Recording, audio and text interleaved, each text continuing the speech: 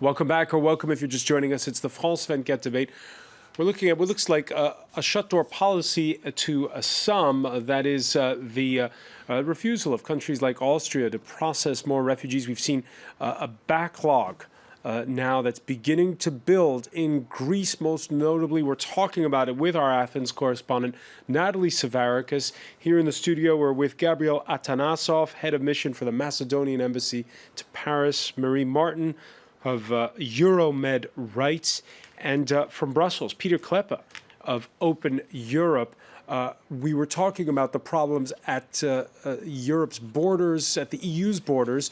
There's also problems inside the EU. As we've seen with this tweet from a supporter of the Eurosceptic AfD party in Germany saying Europe is securing its borders in self-defense. Merkel has turned Greece into a failed state and exposed the EU as a failed project. So there's a critic of a Germany that just last year was showing tough love to Greece over the euro, but which now says it's ready to help. And on Sunday, Chancellor Merkel squarely blamed neighboring Austria by name for shutting down its border. Im Euro gehalten. Right now, Greece should have housing for 50,000 people, but they haven't managed to provide it. This is not good. We can't just leave them in the lurch. I'm afraid that if one country defines what happens at its borders, the other countries will suffer. That is not my Europe. We need a European solution quickly. But Germany's critical voice is not appropriate. This year, Austria accepted more refugees than most of the other member states. But one thing we all agree upon, and the heads of state settled this in the last session, is that the wave-through policy must end. Natalie Savarakis, any reaction to that slanging match between Germany and Austria, and to hear the German Chancellor defending Greece with a little slight, though, as we heard? Quite funny after everything we've heard, like between those two states bickering. What we heard is Prime Minister Alexis Tsipras and actually the German Chancellor have a pretty common stance when it comes to migration, interestingly. And we even heard from Alexis Tsipras, the Greek Prime Minister himself, last night. He gave an interview, and he also accused the Austrian Chancellor of political panic in the face of these migratory flows. He accused the Austrian Chancellor of spasmodic moves as the far right is rising above 30%, he said, and he actually said that he told the Austrian Chancellor of that himself. Now, Greece, Natalie, we can in fact hear Alexis Tsipras's words when he spoke to Greek television on Sunday evening. Let's take a listen. My friend Werner Faymann is in a difficult position, a situation of political panic, and he's not reacting correctly, in my opinion. I don't hesitate to say it, and I've expressed this to him too. In Austria, there's been a sharp increase in the extreme right in the polls, over 30%, which has pushed these knee-jerk reactions on migrant policy that, in my opinion, will lead to an even greater increase in the extreme right. So you're saying, Natalie, that this makes bosom buddies of Germany and Greece now? Well, I think bosom buddies is kind of like, a nice use of words there, François. But I think what we're seeing is a common stance. Alexis Tsipras also said that he's in close contact with the German Chancellor, as with other top EU officials like Jean-Claude Juncker himself. And we're even hearing that Greece has requested emergency funds of around $500 million to help with, essentially sheltering around 100,000 refugees, because these are the numbers that we're talking about. And I remind you, Greece is around a country of 10 million. So the staggering numbers, of course, with the country overgoing its financial crisis. On its part, though, I can assure you that Greece itself is also panicking because we've had a complete ban on TV crews, filming reception centers, accommodation centers, etc. So big question marks there rising as how Greece is coping as well, and why this urge to ban TV crews from actually witnessing all this mayhem happening, which could only, of course, bolster its position if you show that to the public of how Greece is struggling to cope. Peter Kleppe, is Alexis Tsipras, the Greek Prime Minister, right when he says that the Austrians are simply kowtowing to their far right? Well, I think the Austrians are basically following the shifting public opinion all over Europe, including in Germany. I mean, Angela Merkel has refused to impose a limit on the number of people that Germany can welcome. But in reality, of course, the electorate think that there should be a limit. They are willing to definitely welcome a number of refugees, but they are not willing to welcome everyone. And Merkel is sort of still trying to deny that political reality. She doesn't know what to do anymore. Her idea is to have a so-called relocation scheme whereby people would be spread out all over the Schengen zone. Now, the Schengen zone is a passport-free zone, so there's no way you can control that people will actually stay in Poland and not go to Germany. So you can only be in favor of such relocation if you are against the Schengen zone. Now, Schengen is tremendously important. It's a very bad idea to give it up. If you would give up Schengen, it will not do much to stop the refugee flow. So what really needs to happen is, of course, you need to have a protection of the external border. But Greece has a long time been refusing all help to make that happen. They were more than happy to make sure people would make it as quickly as possible to Germany, and you can show some understanding for that, given the state of the Greek economy at the moment. Now, Greece is now suffering from the fact that the Balkan route is slowly being closed, and it will probably start with new initiatives to try to stop the boats from Turkey. And if that would fail, which is possible, because there's a massive pressure from people who want to come to Europe, and I have full understanding, of course, because they are in a tough place, then we will see chaos. So I think what really needs to happen is that European countries need to help Greece, first of all, to set up some reception centers, hotspots where people can await their asylum claim. If they are approved, they can travel through. If not, then they have to go back to create some order in this situation, first of all, in order to reduce or completely wipe out this fact that people are dying at sea. So there is some example. Australia has done this, not perfectly. They have provided bad refugee shelter. The EU can try to copy the Australian solution, telling people to await their asylum claim around the border, but at the same time providing high quality refugee shelter. So there are solutions on the table to make that happen. All right. So this issue of hotspots that we talked about would be. But let me just ask Natalie Savarikis about the point you brought up earlier about the fact that, and we heard the German Chancellor Angela Merkel in that statement to German television say it, Natalie, that Greece hasn't managed properly to set up housing for the refugees and migrants. Is it a fair cop? Well, considering Greece is in its 6th year of this financial crisis and actually looking to Europe for loans, I think it might be slightly unfair. Of course, I'm not the expert here, and I'd rather avoid commenting. It has managed, however, under very strict deadlines, to set up the hotspots on 5 different islands.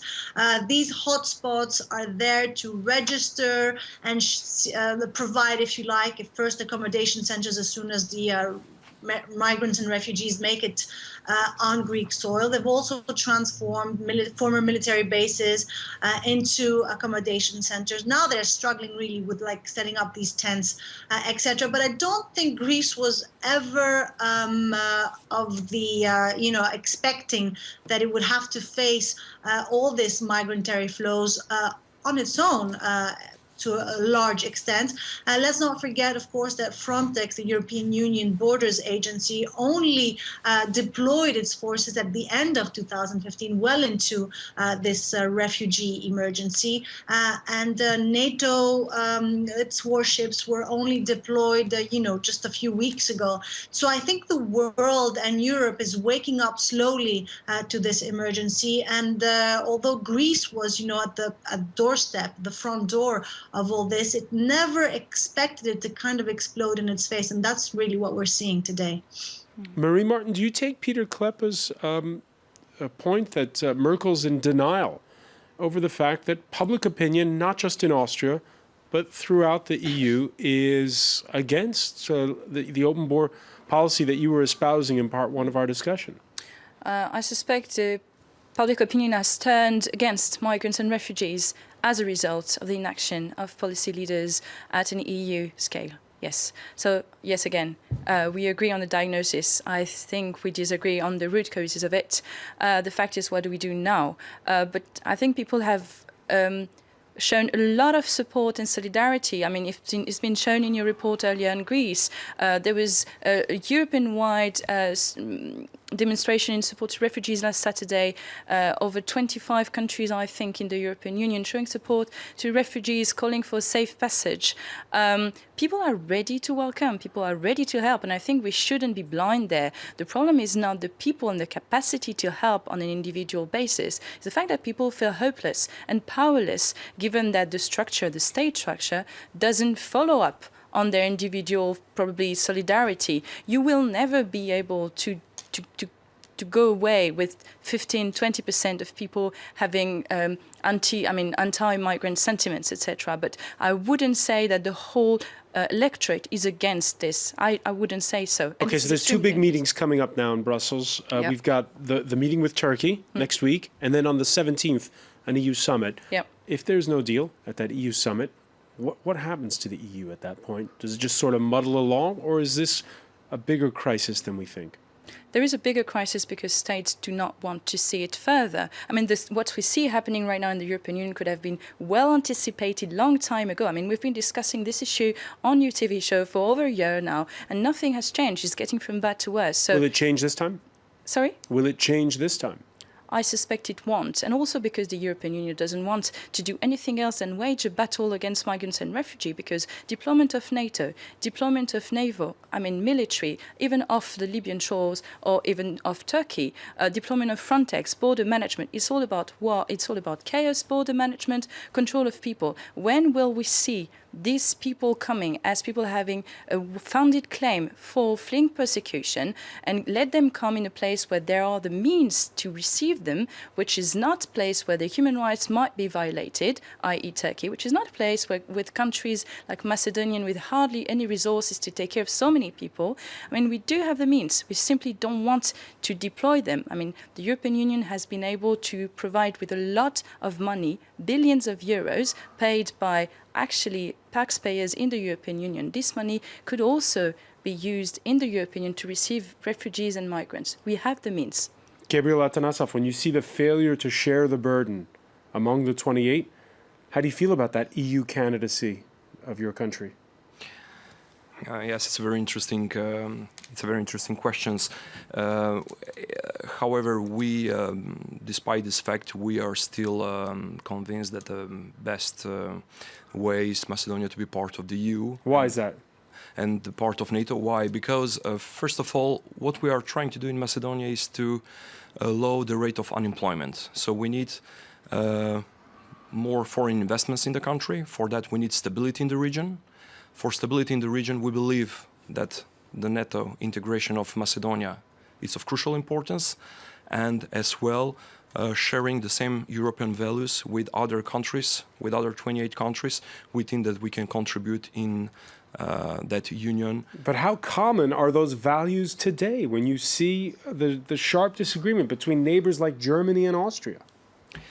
It's true, it's not easy, but we can understand the concerns of all countries. I mean, we can understand the German position, we can understand the Austrian position as well. What we are doing as a country now, it's, I have to admit we are in a difficult situation because we are not an EU country, and still we are complying with the rules of the EU. So we are trying to do in the best way in order to be a valuable partner of the EU. That's our aim, and we need for that at the border we need a proper registration of those who are coming in the EU, which means really to detect those who are really affected by the war-torn zones, because obviously EU is not in capacity to accept economic migrants. So our job is as well to prevent that. And of course, one of the most important things is to have in mind that through this migrants flow, if we are not register all the migrants well, we may have another difficulties on the EU soil, like terrorist attacks that happened in Paris last November. Peter Kleppe, it doesn't sound like we're going to head to some sort of watershed moment when it comes to those meetings taking place in Brussels over the next couple of weeks.